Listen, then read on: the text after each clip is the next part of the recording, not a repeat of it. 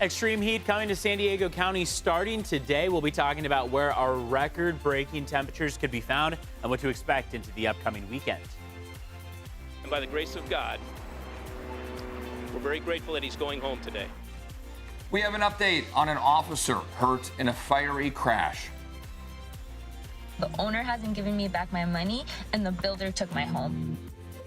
Big complaints about a tiny home company.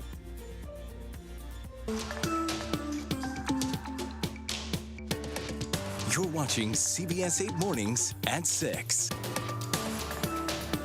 Summer's not over yet. Get ready for a heat wave. Thanks for joining us at 6 a.m., everyone. I'm Eric Connor. And I'm Carrie Lane in for Netta Ronport. We have team coverage. Chris Groh is live outside of SDG&E headquarters with how you can avoid your energy bill from going up. But first, meteorologist Evan Ronnie has a look at this hot forecast here, Evan. Yeah, today's the day where that heat is really going to kick into high gear. Today through Friday are our hottest days across San Diego County. And even into the weekend, Saturday and Sunday, temperatures barely slide. We're talking still widespread 90s in the forecast inland. This afternoon, our mountains could make it to the triple digits, and for the deserts, 112. Coastal temperatures will remain the coolest place in the county to be, but still, coastline is going to be in the low 80s this afternoon. There are some models that push downtown San Diego to the upper 80s by the time we get into tomorrow and Friday afternoon hours. So when we talk about where we see the hottest of temperatures, it does still seem like tomorrow and Friday are the particularly hot ones. Some models keep Saturday right at that same heat level,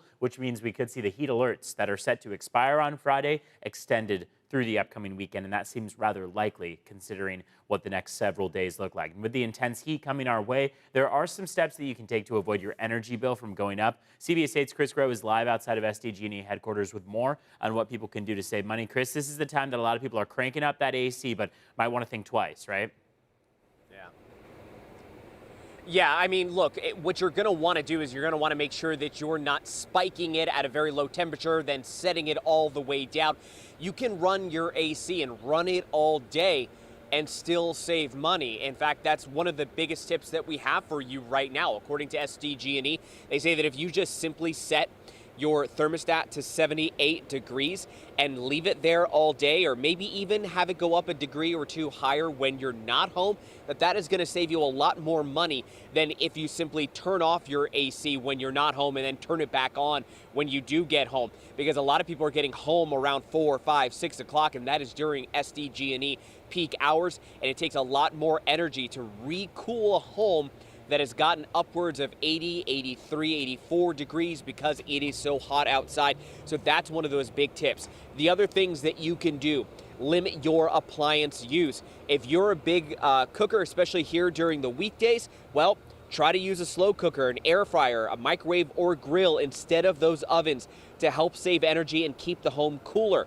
Also, try to use dishwashers and laundry machines outside of peak hours from that 4 p.m. to 9 p.m. That is when it is more expensive. Ceiling and portable fans can help too. Just make sure that you turn them off when leaving the room. It's going to be hot. People are going to want to try to stay cool, and SDG&E knows that this means people are going to have larger bills. They're also communicating that they are willing to work with customers. Take a listen to what they had to say. Especially during high heat, there are times when customers are struggling to pay their bill. And we don't want customers to feel that stress. We want those customers to stay in communication with us if they're struggling. We've not met a customer that we've not been able to help when they brought it to our attention that they were struggling. Now, for more tips on how to stay cool at an efficient rate, because again, we do want people to stay cool. We want them to use their AC. Just go to CBS8.com and click on the story link. Eric. All right, Chris, all great advice there for sure. This morning, the National Weather Service is urging you to be careful while you're outside during this heat wave. So remember, drink more water than you think you need, wear a hat and sunscreen, exercise during the early morning or evening hours with frequent breaks, avoid drinking alcohol and caffeine, and wear lightweight, light-colored, and loose clothing. Now, for your pets, keep them indoors or provide plenty of shade and water, and never, I repeat, never leave those pets or kids unattended in a car. And if you are headed outside, here are the symptoms of heat illness that you should look out for. Heat exhaustion comes first. It involves dizziness, thirst, heavy sweating, and nausea. Heat stroke leads to confusion, then unconsciousness. Someone with heat stroke will have hot and dry skin. The key is to recognize signs of trouble early.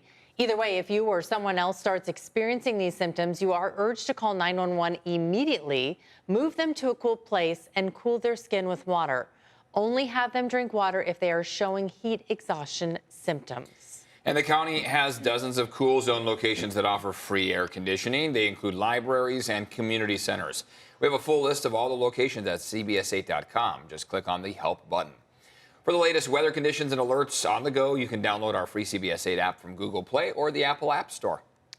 Okay, now to other local headlines. This morning, police are trying to figure out what led to a shooting at an apartment complex in La Jolla. It happened just after 1:30 this morning at Renaissance La Jolla off Toscana Way. San Diego police tell us they received reports of gunshots coming from the pool area. As you can see, some bullets struck a window of a unit. Thankfully, no one was hurt. Again, it's not clear what led up to the shooting or if any arrests have been made. This morning, the San Diego police officer critically injured in last week's fiery crash in Claremont Mesa is recovering at home. Zachary Martinez was released from the hospital yesterday. You see him in the wheelchair there, the red shirt, bandages all over his body, but it was great to see him high-fiving and hugging some of the officers there, greeting him. Doctors say he suffered a broken neck, burns, and facial injuries from this crash you see on your screen. His partner, Austin Machitar, sadly was killed in this crash. The police chief says it's a miracle Martinez survived, but adds he still has a long road to recovery. Times like this that bring people together, and if there is a silver lining when we have tragedies like this, it's the way that we do come together. You see him there kind of fist bumping, saying hi to those officers that were there, giving them hugs. Good to see that. A fundraiser was held at the Moonshine Beach Music Venue and Bar last night. 100% of sales going to the officers' families. This morning, the search continues for a missing Camp Pendleton Marine after a reported sighting. A Marine spoke with Bailey Cameron on base Saturday night, but when Bailey learned police were coming, he ran away. He first went missing on August 25th after leaving the Coyote Bar in Carlsbad. His belongings were found nearby. Camp Pendleton tells us there haven't been any new sightings of Bailey. This morning, National City is moving forward with a homeless encampment ban. The City Council held its first vote yesterday. They will vote to adopt the ordinance during a second reading on September 17th. It would ban encampments on public property if shelter beds are available. Now, it would be in effect at all times near schools, waterways, and transit stations. The San Diego Rescue Mission recently opened a shelter in National City called the South County Lighthouse. Boy, you are going to feel the heat when you step outside here today, and it's not like it's going to be going away anytime soon, right? No, I mean, we talk about our days of peak heat being today through Friday, but even Saturday and Sunday, temperatures are going to slide by a few degrees. When we're talking a difference of 103 on Friday afternoon and then 99 on Saturday afternoon, I mean, it's a cool down, but it's not by much at all. So, yeah, the coast is going to be the popular place to be because it will still be the coolest in the county. But even the coastline will be under a heat advisory for Thursday and Friday afternoon. Still, nonetheless, jump in the water, enjoy it, the more mild conditions out there. That's going to be a nice place to be and a very popular one as well.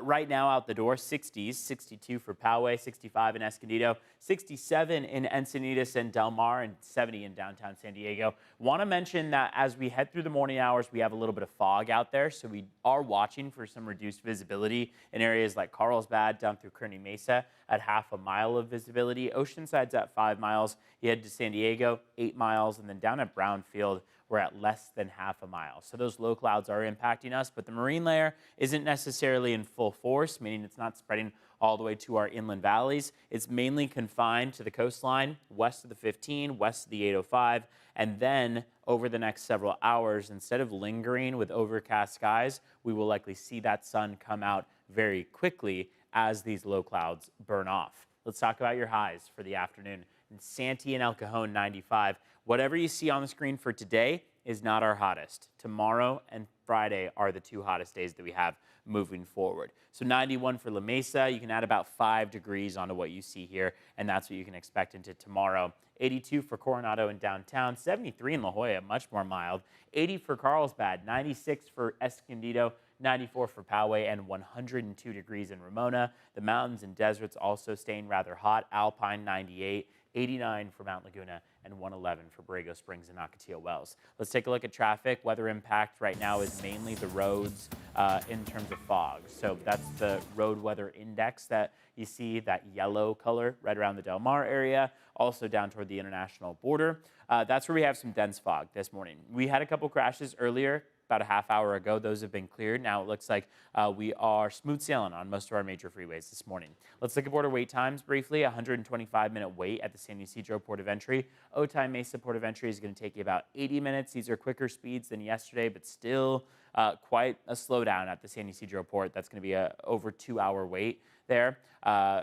Earlier this week, Monday was about the quickest. Tuesday was very, very slow, and now Wednesday just kind of this in-between range.